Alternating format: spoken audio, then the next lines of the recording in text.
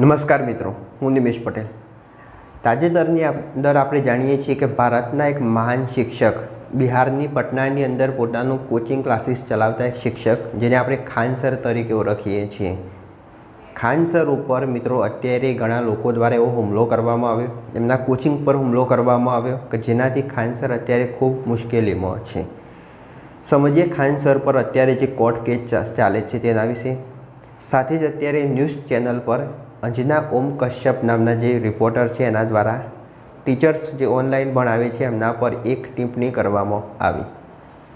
આ ટિપ્પણી વિશે પણ ખાન સર દ્વારા આનો જવાબ આપવામાં આવેલો હતો। તેમના દ્વારા ખાન સર પર 2 કરોડ રૂપિયાની કેસ કરવામાં આવેલો હતો, માનહાનિનો કેસ। હવે સમજીએ બધું શું ચાલી રહ્યું છે તેના વિશે।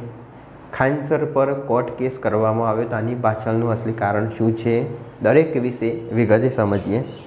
તો દેશભરમાં જાણીતા શિક્ષક ખાન સર અત્યારે ચર્ચામાં છે। એમના વિરુદ્ધ FIR દાખલ કરવામાં આવેલી છે।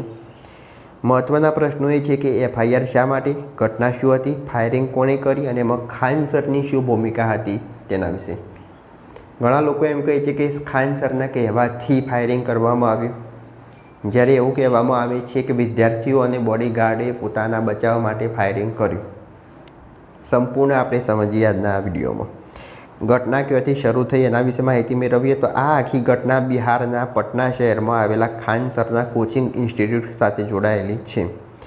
રિપોર્ટ મુજબ 2 જૂનના રોજ ખાન સરના કોચિંગ સેન્ટર પાસે તોડફોડ અને પથ્થરમારો થયો। આ પથ્થરમારો એટલા માટે મિત્રો થઈ રહ્યો છે કે બિહારના પટનાની અંદર જો સૌથી સસ્તું શિક્ષણ આપતા હોય તો એ છે ખાન સર, જેનાથી ઘણા વિદ્યાર્થીઓ એમની સાથે જોડાયેલા છે, જેથી અન્ય ઇન્સ્ટિટ્યૂટવાળા લોકો હોય, અન્ય જે કોચિંગ ક્લાસવાળા લોકો હોય એ પણ આ રીતના હુમલા કરાવી શકે છે કે જેથી એમનું આ જે કોચિંગ ક્લાસીસ બંધ થઈ જાય।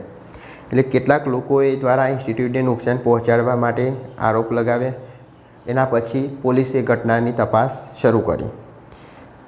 હવે આ જે ઘટના થઈ એની અંદર ફાયરિંગની વાત સામે આવી તો આ ઘટનાનો એક વિડીયો સામે આવ્યો, જેમાં ખાન સરના સુરક્ષા કર્મચારીઓ દ્વારા ગોળી ચલાવવાની ઘટના દેખાતી હોવાનો દાવો કરવામાં આવ્યો। હવે સુરક્ષા ગાર્ડને પૂછવામાં આવ્યું એને ગોળી શા માટે ચલાવી, પૂછપરછ કરવામાં આવી અને એના હથિયારો પણ જપ્ત કરવામાં આવ્યા।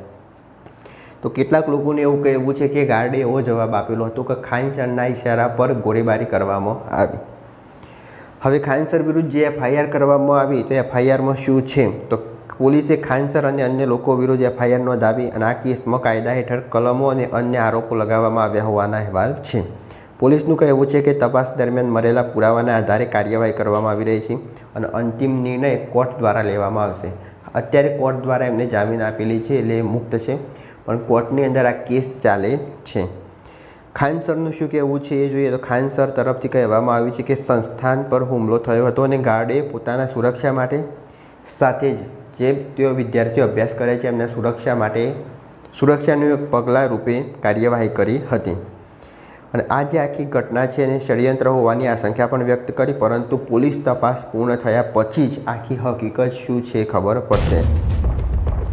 બિહારની અંદર આપણે જાણીએ છીએ કે બિહારના પટનાની અંદર કોચિંગ ઇન્સ્ટિટ્યૂટ હોય તો ત્યાં આગળ સ્પર્ધા હોય, એ કોઈ પણ વિભાગની, કોઈ પણ આપણે રાજ્યની અંદર ચર્ચા કરીએ કે આ રીતના કોચિંગ ક્લાસ ચાલતા હોય તો એમની વચ્ચે સ્પર્ધા હોય અને ખાન સર એટલે કે પટનાના બાળકોને ખૂબ જ સસ્તામાં કોચિંગ આપે છે, એટલે એમની સ્પર્ધા, એમના દુશ્મનો પણ વધારે હોય। આની પહેલાં પણ એમના કોચિંગ ઇન્સ્ટિટ્યૂટની અંદર બોમ્બ નાખવામાં આવેલા હતા અને આ ફરીથી હુમલો કરવામાં આવ્યો।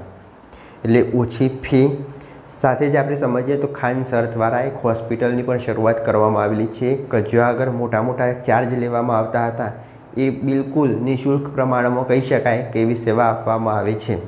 પછી કોઈપણ પ્રકારનો ચાર્જ હોય, કોઈ CT સ્કેનનું હોય, શરીરની કોઈ તપાસ કરવાની હોય, લેબોરેટરીની કોઈ તપાસ કરવાની હોય તો 20 રૂપિયા, 30 રૂપિયા, 35 રૂપિયા, 40 રૂપિયા સુધીની મામૂલી ફી રાખી અને હોસ્પિટલનો ખર્ચ લેવામાં આવે છે। એટલે એની વિરોધમાં પણ ઘણા લોકો હોય, જેનાથી ખાન સર પર આવી મુશ્કેલીઓ આવી રહેલી છે। હવે કાયદાકીય સ્થિતિ શું છે એના વિશે સમજીએ તો પોલીસ તપાસ કરશે, પુરાવા ભેગા કરશે અને કોર્ટમાં કાર્યવાહી થશે। હાલ એમને જામીન પર મુક્ત કરવામાં આવેલા છે। તો ખાન સર વિરુદ્ધ આ FIR થઈ ગંભીર ઘટનાને લઈને થઈ છે। સાચી હકીકત તો હવે પોલીસ તપાસ અને કોર્ટ પ્રક્રિયામાં સામે આવશે। કોઈ આપણે સમાચાર એવા સાંભળીએ તો એના પર વિશ્વાસ કરી શકીએ નહીં. હવે કોર્ટની અંદર એમના ગાર્ડને પૂછપરછ કરવામાં આવશે અને ગાર્ડ શું જવાબ આપે છે. એ જે ગોળીબારી થઈ એ ખાન સરના કહેવા પર થઈ કે એને જાતે એમના રક્ષણ અને વિદ્યાર્થીઓના રક્ષણની જવાબદારી સંભાળી ગોળીબારી કરેલી હતી, એ આગામી સમયમાં હવે ખબર પડશે. સાથે જ સમજીએ તો તાજેતરમાં જ ટીવીના એક રિપોર્ટર દ્વારા અત્યારે ઓનલાઈન એજ્યુકેશન આપતી સંસ્થાઓ વિશે એક ખરાબ ટિપ્પણી કરવામાં આવેલી હતી કે 2 કોડીના શિક્ષકો કે જે અત્યારે યુટ્યુબ પર ઓનલાઈન શિક્ષણ આપી રહેલા છે. હવે આ વાતને વિસ્તારપૂર્વક સમજીએ તો કઈ રીતના 2 કોડીના શિક્ષકો એ કહી શકે. ભારતની અંદર અત્યારે જાણીએ છીએ કે ઓનલાઈન શિક્ષણ દિવસે ને દિવસે વધતું જાય છે. વડાપ્રધાન મોદીએ પણ એવું કહેલું છે કે જેટલું બને એટલું ઓનલાઈન શિક્ષણ મેળવી શકાય, ઓનલાઈન કામ કરી શકાય, ઘરે બેઠા અભ્યાસ કરી શકાય, ઘરે બેઠા કામ કરી શકાય. તો પછી આ રિપોર્ટર આના પર આ રીતના ગંભીર ટિપ્પણી શા માટે કરી છે? એવા શિક્ષકો કે જે આગામી સમયમાં બાળકોનું યોગ્ય ભવિષ્ય સાથે જ એમના જીવનનું ઘડતર કરે છે, તો આ શિક્ષકો માટે આવી અભદ્ર અથવા તો ના બોલવાના આવા શબ્દો બોલી અને આવી ટિપ્પણીઓ કરી શકાય નહીં. હવે આ જે કેસ હતો એની વિવાદની શરૂઆત પણ થઈ.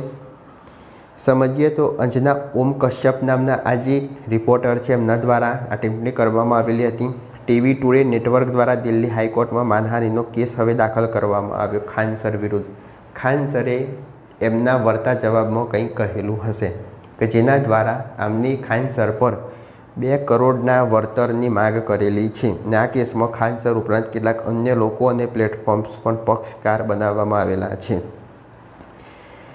કેસમાં એવો દાવો કરવામાં આવેલો છે કે કેટલી એવી અપમાનજનક ટિપ્પણી હતી, એમના પરિવારની પ્રાઇવસીની અંગે કેટલીક ચિંતાઓ હતી. આવી ટિપ્પણી ખાન સર દ્વારા કરવામાં આવી એટલે પેલા લોકોએ એમના પર કેસ કરેલો છે. તો ખાન સર અત્યારે 2 કોર્ટ કેસમાં ફસાયેલા છે.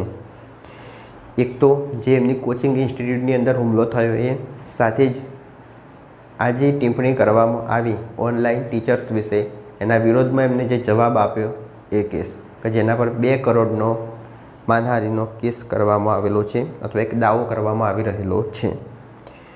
તો હવે અત્યારે કોર્ટ દ્વારા કોઈ પણ ચુકાદો આપવામાં આવેલો નથી કે આગામી સમયમાં આપણે સમજશું કે કોર્ટ દ્વારા આના પર શું ચુકાદો આપવામાં આવેલો છે. તો આ હતો એક સંપૂર્ણ બનાવ ખાન સર સાથે શું બન્યું હતું તેના વિશે. જો વિડીયો ગમ્યો હોય તો લાઈક કરો, શેર કરો, ચેનલ સબસ્ક્રાઈબ કરો. ત્યાં સુધી જય હિન્દ, જય ભારત.